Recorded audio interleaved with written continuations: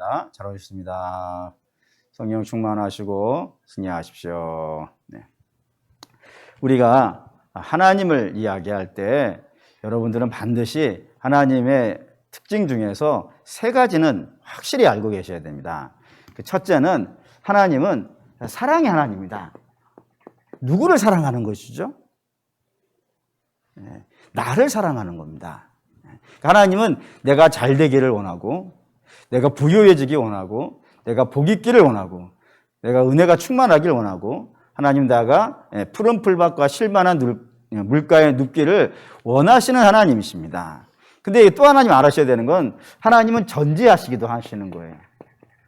뭐든지 다 아는 것인데 주로 뭐를 다 하시냐. 물론 온 우주 만물에 있는 모든 원리와 모든 것들을 다 지으신 분이니까 뭐 그런 지식도 충만하겠지만 결정적인 것은 나를 잘 아십니다.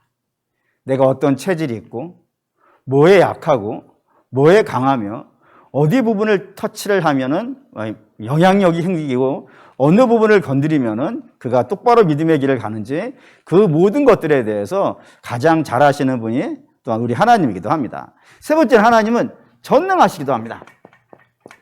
그러니 뭐 전능하다는 건 당연히 뭐든지 할 수 있다는 얘기시겠죠.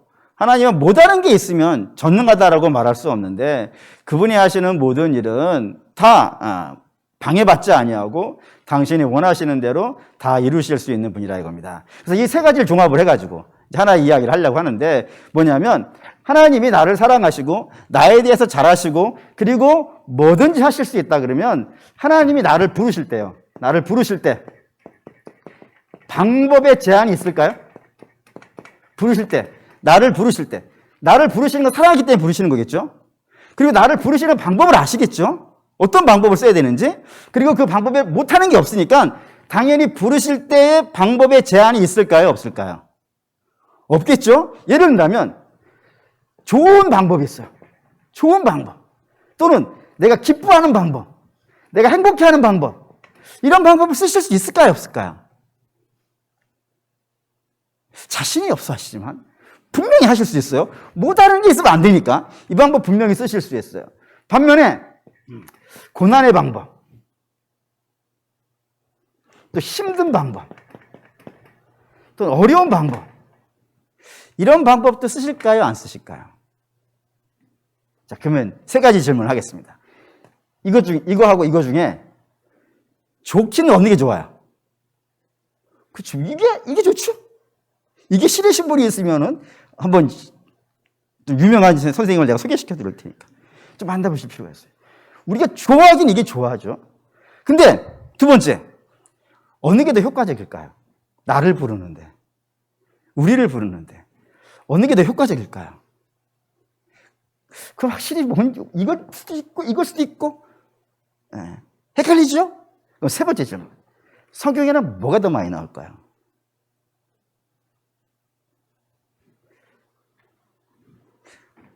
이거라고 하긴 해야겠는데 왠지 말하면 이상하고 성경에 이게 많습니다. 예를 들어볼까요? 성경에 나오는 인물 중에서 뭐 전 세계 모든 사람이 제일 좋아하는 사람 한 명만 꼽으라 그러면 다윗입니다. 다윗만큼 뭐 하나님 아예 그냥 내 마음에 드는 자라라고 표현할 정도였으니까 다윗은 뭐 모든 사람이 사랑할 만한 그런 사람이면 틀림이 없을 겁니다. 근데 그가 하나님이 이쪽 부분 쓰신 게 있어요. 예를 든다면 골리앗을 이기게 하신다든가 또 골리앗을 이기고 나서 왕의 사위가 되기도 하죠. 이것도 당연히 뭐 좋은 것이기도 하죠. 그리고 뭐 수많은 전쟁에 나가서 승리도 하고 뭐 이런 것들이 있어요. 좋은 부분들이 있어요. 근데 다윗의 인생은 이게 더 많아요. 얼마나 많았냐면 압도적으로 많아요. 특별히 왕이 될 때까지. 왕이 돼서도 마찬가지인 것 같긴 한데 어쨌든 왕이 된다는 전제 조건 하에 이쪽 부분이 압도적으로 많아요. 얼마나 많냐면 다윗의 시가 대부분이 시편에 기록되어 있죠. 시편에 이제 다윗의 시가 뭐 어마어마하게 나오는데 거의 한 3분의 2 가량이 다윗의 시인데 그 3분의 2 중에 80%가 비탄시예요. 하나님 나 죽겠습니다. 하나님 언제나 끝납니까? 주님 나의 심사를 통촉해 주시고 나의 억울함을 풀어주시고 나의 신원을 회복시켜 주십시오. 그런 비탄시가 압도적으로 많아요. 다윗의 시 집에 가서 뭐 몇 편만 한번 읽어보시면 내가 새벽을 깨우리로다. 그 새벽을 원래는 새벽은 자야지. 근데 그 새벽에 잠을 못 자겠는 그러니까 내가 새벽을 깨우는 거예요. 그 어떤 상태인 거예요, 지금? 새벽이 나를 깨운 게 아니고 내가 새벽을 깨웠다니까요. 새벽가 좀 어떤 상태인 거예요, 지금? 밤을 못 잔 거예요, 잠을. 밤새도록 고민을 했기 때문에 내가 새벽을 깨울 수 있는 것 아니겠어요. 그게 다윗이 인생을 만나고 있었던 문제들이야 이겁니다. 그런데 다윗은 이쪽 방법이 아니라 이쪽 방법을 통하여서 하나님을 알아가요. 하나님을 만나고 그분의 위대하심을 알고 그분이 나를 사랑하심을 알고 다윗의 시 중에 그렇습니다. 나의 체질을 아신다고 하고 그런 식의 모든 이야기들이 여기서 나온단 말입니다. 이게 구약인 다윗이라 그러면 신약에서는 바울도 그래요. 바울도 이쪽에 있는 이야기 혹시 뭐 기억나시는 게 있을까요? 바울의 이야기 중에서. 오히려 이쪽이 훨씬 많아요. 심지어는 다윗이 사울이 하나님께 기도를 합니다. 자기 몸에 육체에 가시가 있다 그래가지고 하나님 내 육체에 가시가 있는데 이것 좀 어떻게 안 되겠습니까? 라고 했을 때 하나님께서 이렇게 말씀하셨어요. 고린도후서 12장 9절 읽겠습니다. 나에게 이르기를 내 은혜가 내게 족하도다. 이는 내 능력이 약한 데서 온전하여짐이라 하신지라. 그러므로 도리어 크게 기뻐함으로 나의 여러 약한 것들에 대하여 자랑하리니 이는 그리스도의 능력이 내게 머물게 하려 함이라. 내가 약할 때 뭐를 알았다고요? 약할 때 앞에 다시 한번 주세요. 약할 때 온전해짐을 알았고 하나님의 은혜가 내가 약할 때에 역사하는 걸 내가 봤다 이거예요. 그러니까 내가 신앙이 자라는 데 있어서 바울도 내가 약한 중에 하나님을 만났고 은혜를 입었고 이끄심을 만났고 내가 세워져 갔고 내가 자랐고 그렇게 되어졌다라고 이야기한다 이겁니다. 그렇기처럼 성경에는 이런 부분들이 압도적으로 많이 나와요. 그리고 이 방법을 통하여서 하나님이 당신의 백성들을 때로는 모난 부분을 갈기도 하고 부족한 부분을 채우기도 하고 그래서 잘하고 멋있게 만드는 그런 일에 주로 쓰시더라 이겁니다. 그렇기 때문에 우리도 마찬가지일 거예요. 하나님 두 가지 방법 다 쓰실 수 있어요. 우리의 체질을 아시니까 이 방법을 적합하다 생각하시면 이 방법을 쓰실 것이고 우리의 체질을 아시는 분이니까 이 방법이 우리에게 더 적합하다 하면 이 방법을 쓰실 겁니다. 어떤 방법을 쓰시든지 간에 하나님이 쓰시는 것이라면 우리는 믿음으로 반응해야 될 줄 믿습니다. 그럴 때 믿음으로 반응하려고 할 때 특별히 오늘 이제 이쪽 부분 이야기하려고 그런 건데 이런 부분으로 하나님이 나를 부르신다라고 했을 때요. 이 부분을 만나시면 이걸 갖고 어떻게 해야 되겠어요? 하나님 앞에 나가야겠죠. 근데 하나님 앞에 나갈 때 이 문제를 해결하는 쪽으로 소망을 두시면 안 됩니다. 이거는 단지 뭐예요? 하나님이 나를 부르시는 방법이에요. 부르시는 방법이니까 이 방법에 너무 집중하시면 이 해결에 너무 집중하시면은 하나님이 부르시는 이유를 못 찾는단 말이에요. 그냥 하나님이 이거 뭐 여기에서 이게 이걸 해결하는 게 목적이라면 우리는 이 땅에 있는 것보다 어디 가는 게 낫겠어요. 천국에 가는 게 낫지. 그냥 하나님 저 못 살겠어요. 그럼 천국 가 살아. 이러면 끝나는 거 아니에요. 더 이상 뭐 이런 거 갖고 실랑이 할 이유가 없는 것 아니겠어요. 하나님 우리를 천국에 바로 보내시지 않는 것은 이 문제를 해결하는 것은 하나님이 부르시는 방법이에요. 그냥 이 방법을 통해서 하나님이 이루시려는 부르심의 목적이 있다 이겁니다. 이 목적에 여러분이 관심을 가지셔야 돼요. 그리고 그 목적을 이루는 것으로 우리의 신앙이 발전해 가야 된다 이겁니다. 오늘 이야기가 이제 그런 이야기를 다루고 있습니다. 이스라엘에도 문제가 하나 생겼어요. 문제 2절입니다. 2절 읽을게요. 바벨론의 느부갓네살 왕이 우리를 치니 청컨대 너는 우리를 위하여 여호와께 간구하라. 여호와께서 혹시 그의 모든 기적으로 우리를 도와 행하시면 그가 우리를 떠나리라 하니. 지금 바벨론의 느부갓네살 왕이 예루살렘을 침공을 했습니다. 예루살렘 멸망한 것이 예수님 오시기 전에 586년으로 되어 있거든요. 근데 저거는 588년, 587년 이 정도 되었을 때에 일어난 일로 되어져 있습니다. 이때 왕이 이제 시드기야 왕인데 이 시드기야 왕이 바벨론의 느부갓네살 왕이 쳐들어오니까 뭐 나라가 지금 이제 큰일 난 상태가 되었어요. 그래서 이 예레미야에게 두 사람을 보냅니다. 한 사람은 밧수울이라는 사람과 또 하나는 스바냐라고 하는 두 사람을 보내게 되는데, 이 밧수울은 지난주에 봤죠? 그 이름의 뜻이 호루스의 아들이라고 불리는 애굽의 신의 이름을 가지고 있는 자라였어요. 근데 20장에 있는 밧수울과 21장에 있는 밧수울은 다른 사람입니다. 20장에 있는 밧수울은 성전 총감독으로 되어져 있는 제사장이고, 여기에 등장하고 있는 밧수울이라고 하는 사람은 애굽 이스라엘의 총리쯤 되어지는 사람이에요. 그러니까 최고급 정치인이에요. 그러니까 여러분 하나 여기서 발견하실 게 있죠. 이스라엘의 종교를 대표하는 성전의 총감독된 자도 신앙은, 겉으로 나타난 신앙은 여호와 신앙을 가지고 있어서 성전에서 일하는 것 같지만 그의 실제 신앙은요, 애굽의 신앙이고, 그리고 정치인도요, 애굽의 이름을 쓰고 있다 이거예요. 그러면 정치나 종교나, 이게 뭐 정치, 종교하면 사회 전반의 모든 부분인데, 이 모든 부분에 고급 인사들, 그 정도의 사람들 또는 뭐 그 밑에 있는 사람들 말할 것도 없이 이 애굽의 신앙이라고 하는 호루스 신앙을 가지고 있는 사람이요, 어마어마하게 많다는 것.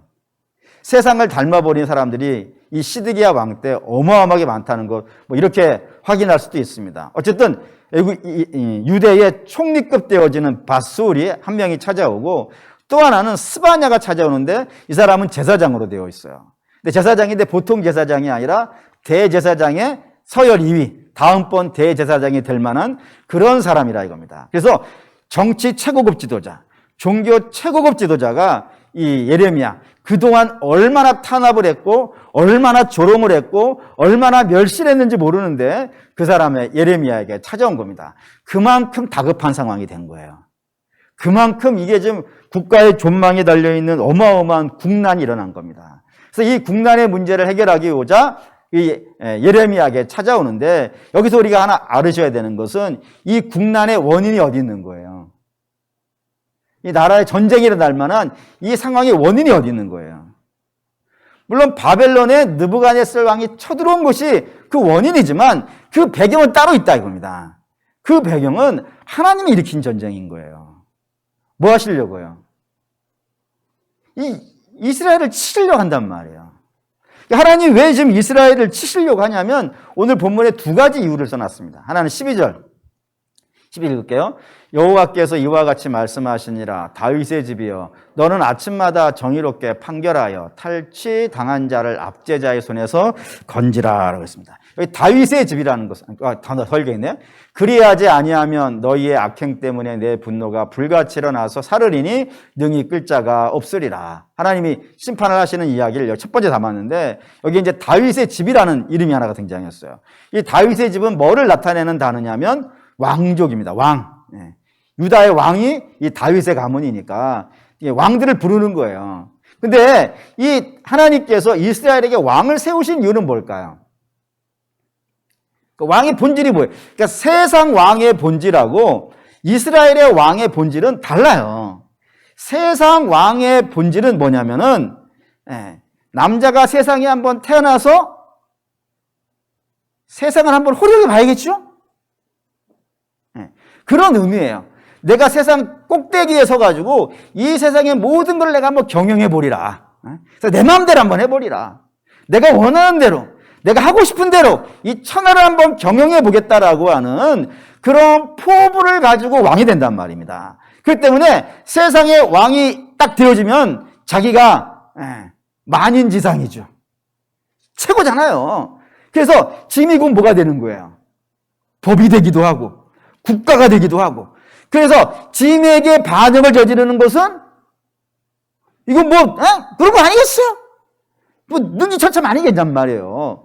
그런 정도의 권세와 힘이 있는 것이 세상의 왕이에요. 그런데 이스라엘의 왕은 그런 개념이 아니에요. 그러니까 세상의 왕이 가지고 있는 개념은 오직 성경에서는 누구만 갖고 있는 거예요? 하나님만. 하나님만 모든 사람 위에 유일하신 하나님이에요. 그리고 그 밑에 있는 모든 사람은 그게 다윗이든 그게 제사장이든 그게 백성이든 관계없이 모든 사람은 다 뭐예요? 형제예요.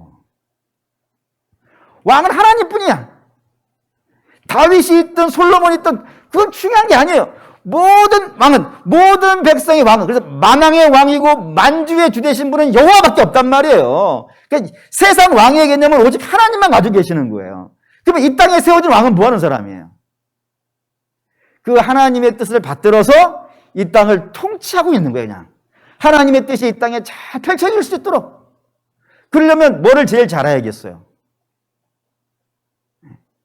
세상의 왕은 지 마음대로 하면 된단 말이에요. 지가 법을 만들어가지고 그거대로 실현하면 된단 말이에요. 근데 이 이스라엘의 왕은 뭐를 잘해야 되냐면 이거 보시죠. 열왕기상 3장 8절에서 그죠? 읽겠습니다.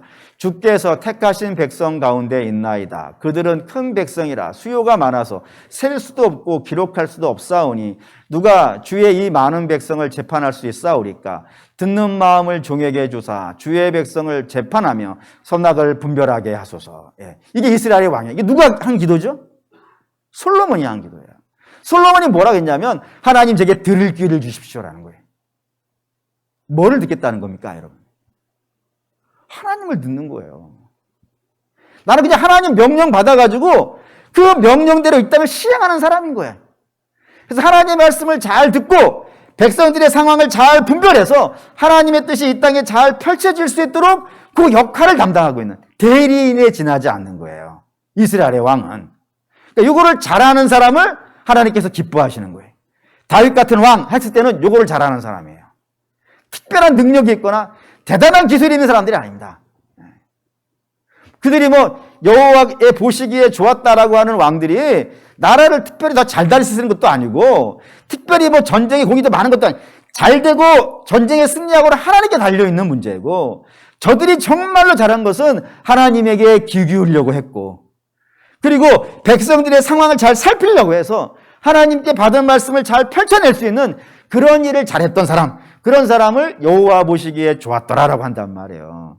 그런 왕이 되어야 되는데 이스라엘 왕, 이 다윗의 가문의 왕들이 그랬다 안 그랬다? 안 그랬다 이거예요. 세상의 군왕들처럼 자기가 맨 꼭대기에 올라서 가지고 이 세상의 모든 것들을 자기 마음대로 통치하고 얼마나 자기 마음대로 통치하냐면 그 하나님의 법이 살아있는 그 가나안 땅에서 우상을 섬기기도 한단 말이에요. 심지어는 그 우상에게 자식을 바치기도 한단 말이에요.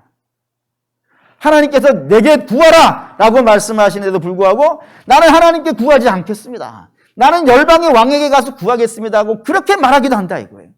그런 상황이 됐으니까 하나님의 말씀에 귀를 기울이겠어요? 안 기울이겠어요? 안 기울이겠죠. 그리고 백성들의 삶을 살피겠어요? 안 살피겠어요? 안 살피는 거예요. 그래서 오늘 예레미야 버전으로 이렇게 하는 겁니다. 아침마다 정의를 새롭게 하라고. 아침에 일어날 때 무엇이 정의인지 하나님께 받아야 정의인지 알지 않겠어요. 아침마다 정의가 무엇인지 하나님 앞에 받아가지고 하루 종일 그 정의가 이 땅에 실행되어져서 이 땅에서 악한 것에 의해서 지배받고 핍박받는 백성들을 건져내는 그런 일을 네가 해라 라고 하나님께서 명하신 것인데 저들은 그런 것에 관심이 없고 오로지 자기의 주머니 채우기에 바빴고 자기의 이익과 자기의 만족과 자기의 평안과 자기의 행복을 누리는데 오짐을 쓰고 있으니 하나님이 그 왕을 가만히 두실 수 있겠냐 이거예요. 그게 첫 번째 이유였고 두 번째 이유가 13절에 있습니다. 13절에 읽겠습니다. 여호와의 말씀이니라 골짜기와 평원 바위의 주민아 보라 너희가 말하기를 누가 내려와서 우리를 치리요 누가 우리의 거처에 들어오리요 하거니와 나는 내 대적이라 했습니다. 여기에 이제 골짜기와 평원의 바위에 있는 주민아 이렇게 되어 있는데 이게 뭔 말이냐면은 예루살렘을 뜻하는 단어입니다. 예루살렘이라는 단어는 두 개의 단어가 합쳐진 단어예요. 어떻게 합쳐져 있냐면 앞에 있는 예루가 하나의 단어이고 뒤에 있는 샬렘이 하나예요. 샬렘은 알겠죠? 샬렘이 뭐예요? 평화. 예루는 도시예요. 그러니까 예루살렘 하면 평화의 도시예요. 그러면 이제 생각을 해봐야겠죠. 왜 예루살렘이 평화의 도시라고 불렸을까요? 두 가지 이유 있다고 성경이 설명을 하고 있는 거예요. 첫째는 지리적인 이유가 있어요. 지리적인 이유라는 것은 적들이 이 예루살렘에 쳐들어가기가요. 너무 어려워요. 얼마나 어렵냐면, 어쨌든 뭐 성을 점령하려면 사방에서 공격을 할 수 있지 않습니까? 동서남북 사방에서 공격을 할 수가 있는데, 예루살렘은 북쪽과 동쪽과 서쪽으로는 공격이 안 돼요. 지금은 돼. 지금은 비행기로는 돼. 근데 지금 뭐 이 예루살렘, 예레미야가 살던 시절은 뭐 비행기가 있는 시대가 아니고, 그러니까 공격이 안 돼. 왜냐하면 절벽이에요, 거기는 다. 아주 가파른 절벽이에요. 올라갈 수가 없어요, 그쪽으로는. 그래서 오로지 어디만 막으면 되냐면 남쪽만 막으면 되는데, 이 남쪽은 가팔라요. 가파르고 길이 좁아요. 길이 좁기 때문에 거기에 펜스 딱 치고 몇 명만 활 들고 있으면 몇만 명이 쳐들어도 활을 쏘는 족족 다 맞출 수가 있어. 그래서 이걸 점령이 안 돼. 그래서 예루살렘 점령하러 왔던, 성경에서 예루살렘에 점령하러 왔던 점령군들이 뭐 하냐면 말싸움만 해요, 말싸움. 랍사개가 말싸움만 하잖아요.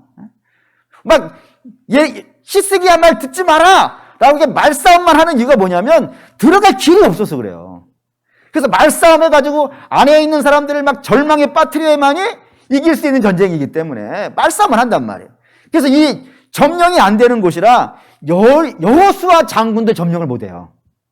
여호수아가 들어갔는데도 불구하고 여호수아가 못 잡아요, 거기를. 그 뒤에 사사기 시대 때도 예루살렘을 점령한 사람이 없어요. 그 뒤에 사무엘도 못 해요. 그 뒤에 사울왕도 못 해요. 누가 하냐면 다윗 왕이 해요. 다윗 왕이 직접 간 것도 아니고, 다윗에게는 뭐 천하의 유명한 장군 하나가 있어요. 자기 조카인 요압이에요. 요압이 기온샘에서부터 실로암 연못까지 가는 비밀 통로를 발견을 했어요. 그래서 그 비밀 통로를 타고 올라가가지고 예루살렘을 점령을 해요. 그러니까 그게 성문을 닫아버리면 유일하게 들어갈 수 있는 길인데, 이 길을 다윗이 알고 있으니까 나중에는 그 길을 내버려 뒀겠어요, 안 내버려 뒀겠어요? 그걸 내버려 두면 바보지. 그러니까 그거를 정말 잘 지켜요. 그래서 그쪽으로 들어가지도 못해. 그래서 지리적으로 성이 점령이 안 되기 때문에 평화의 도시라고 불렸어요. 근데 그건 지리적인 이유고, 실제의 이유는 뭐 때문에 예루살렘이 점령이 안 될까요? 하나님이 지키시기 때문이에요. 그럼 하나님 왜 지키실까요, 이 예루살렘을? 하나님 왜 지키실까요? 성경은 이렇게 설명되어 있어요. 한번 볼까요? 이사야 2장 2절에서 3절 읽겠습니다. 말일에 여호와의 전에 산의 모든 산 꼭대기에 굳게 설 것이요 모든 작은 산 위에 뛰어나리니 만방의 그리로 모여들 것이라. 많은 백성이 가며 이르기를 오라 우리가 여호와의 산에 이르자 야곱의 하나님의 전에 이르자 그가 그의 길을 우리에게 가르치실 것이라. 우리가 그 길로 행하리라 하리니 이는 율법이 시온에서부터 나올 것이요 여호와의 말씀이 예루살렘으로부터 나올 것입니다. 예루살렘 왜 하나님이 지키신다고요? 거기서 하나님의 말씀이 나온다 이거예요. 거기서 그러니까 예루살렘이 하나님의 말씀의 원천이에요, 원천. 마치 뭐 한강도 수원이 시작되는 곳이 있다면서요. 금강도 처음에 그 물이 시작되지는 샘이 있을 것 아니겠어요? 모든 강이 다 그렇지 않습니까? 처음에 그 물이 시작되어지는 샘이 있는데 그 샘에서부터 물이 흘러나와가지고 온 땅을 적셔내잖아요. 그거와 마찬가지로 영적인 세계에서 하나님의 말씀은 어디서부터 흘러나와야 되니까. 왜 예루살렘에서 나와야 돼요? 아무도 모르잖아요. 오직 누구만 알아요, 지금 하나님을. 하나님 백성만 안단 말이에요. 하나님 백성이 살고 있는 곳이 예루살렘이니까 거기에서 하나님의 백성들이 하나님과 교제하고 하나님과 사귀고 하나님과 만나고 하나님에서 고쳐지고 새롭게 되어지고 거기에서 은혜가 그래서요 차고 흘러 넘쳐 나와야 된단 말이에요. 그래서 흘러 넘쳐가가지고 이 열방에 쫙 퍼져나가서 열방이 그 은혜를 덧입어서 이제 우리도 어디로 가자고요? 예루살렘으로 가자라고 이렇게 이야기가 나와야 된단 말이에요. 교회도 마찬가지지 않겠습니까? 교회가 이 땅에 있는 이유가 뭐예요? 교회는 하나님께서 이곳에다 주의 말씀을 부어주시잖아요. 이곳에서 성도들이 주의 말씀을 통해서 어떻게 되어야 되겠어요? 은혜를 입고 새롭게 되어지고 그 말씀 우리를 고치고 그 말씀 우리끼리 새롭게 해가지고 우리가 멋있는 신자가 되어야 되지 않겠습니까? 하나님이 기뻐하시는 신자가 되어야 되지 않겠어요? 그리고 그 기뻐하시는 신자가 되어져서 세상의 물결로 나가는 거예요. 세상은 성경을 통해서 하나님을 모르지 않습니까? 세상은 오로지 누구를 통해서만 하나님이 어떤 분이신지를 아냐면 변화되어져 있는 우리의 모습을 보면서, 믿음으로 살아가는 우리의 모습을 보면서 하나님이 저런 분이구나 라는 것들을 안단 말이에요. 그러니 당연히 하나님이 이곳에다가 지켜주셔야지. 여기에 성도가 은혜 받으니까. 여기 난리 나버리면 이거 안 나가잖아요. 여기 지켜주셔야 돼요. 근데 이스라엘이 마찬가지라 이겁니다. 그 이스라엘을 지켜줘야 이게 되어지는데 이스라엘의 안에 있는 물이 썩어버렸어요. 하나님과 교제하지 않아요. 하나님과 사귀지 아니하고 주의 말씀에 귀 기울이지 않아요. 그저 모두가 다 자기 욕심과 자기 만족으로 살아가고 있으니까 거기에 신앙이 다 망가져 버렸어요. 그 망가져 있는 신앙의 물이 밖으로 흘러나가면 어떻게 되겠습니까? 심각하죠.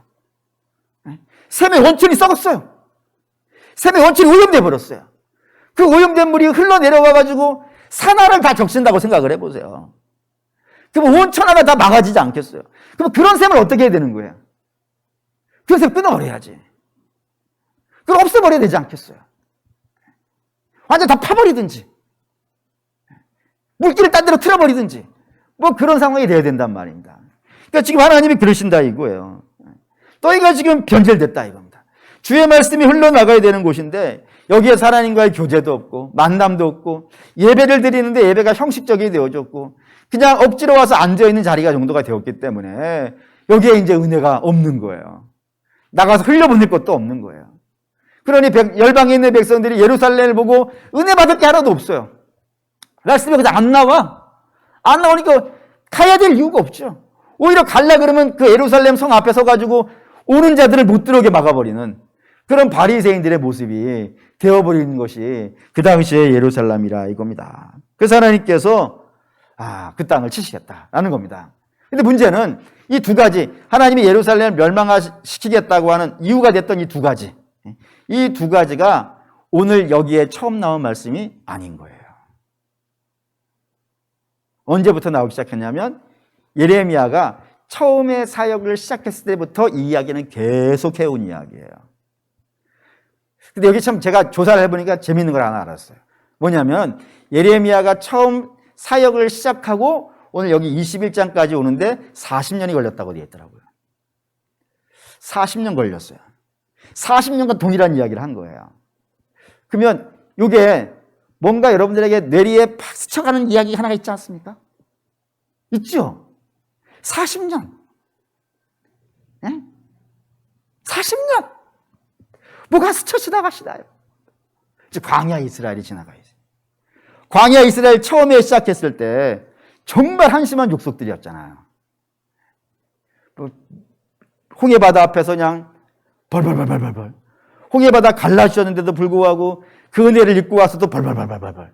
그런 정말로 그런 사람들이었었는데 40년이 지나고 나서 40년 내내 모세가 전하는 하나님 말씀을 들었어요. 그리고 40년이 지나고 나서 요단강에 들어갈 때는요. 달라져 있죠. 자라온 거예요. 악한 것들은 1세대를 이제 악하다고 합시다. 악한 것들은 다 사라져가고 하나님의 새로운 세대를 만들어 주심으로 인해서 변화되어져 있는 모습으로 요단강을 넘어가는 거예요. 40년이에요. 40년.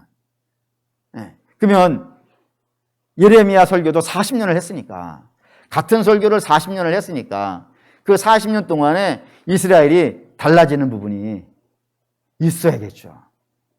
근데 40년 설교를 했는데 오늘 여기에 나타난 이스라엘은요. 변한 게 없더라 이겁니다. 그 중에 가장 대표적인 걸 성경에 하나 써놨어요. 그게 2절입니다. 다시 한번 보시죠.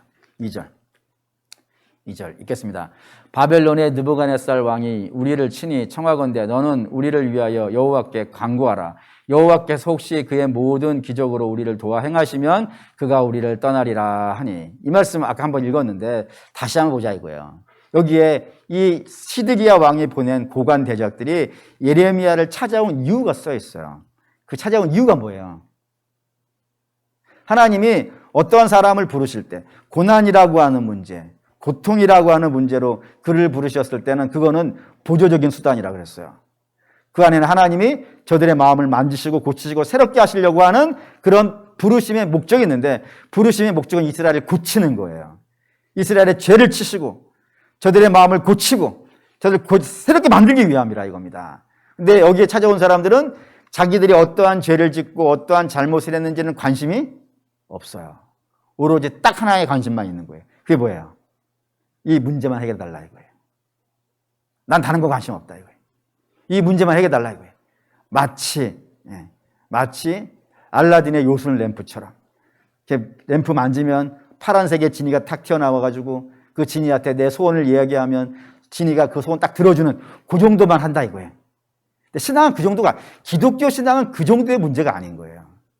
그게 목적의 전부라 하면 그냥 천국 데려가는 게 제일 낫다니까요. 근데 하나님이 그렇게 안 하신다 이거예요.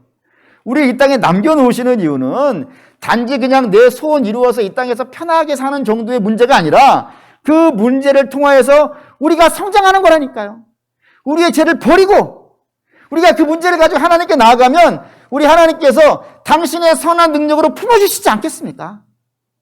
하나님이 품어주시면 어떻게 될까요?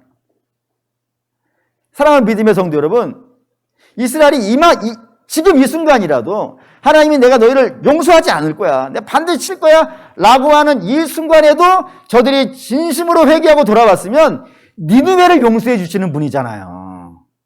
그럼 용서 안 해주셨을까? 소돔 얼마나 악한 땅이에요. 근데 그 악한 땅도 하나님께서 거기에 의인 10명만 있으면 내가 용서해 주리라 하잖아요. 그러면 당신의 백성이 와서 하나님, 우리가 그동안에 하나님 이렇게 말씀해 오셨는데 그거 우리가 세상에 약간 좀 정신이 나가 있어가지고 관심 없었지만 이런 문제를 인해서 내가 그런 문제가 있다는 사실을 알았어요.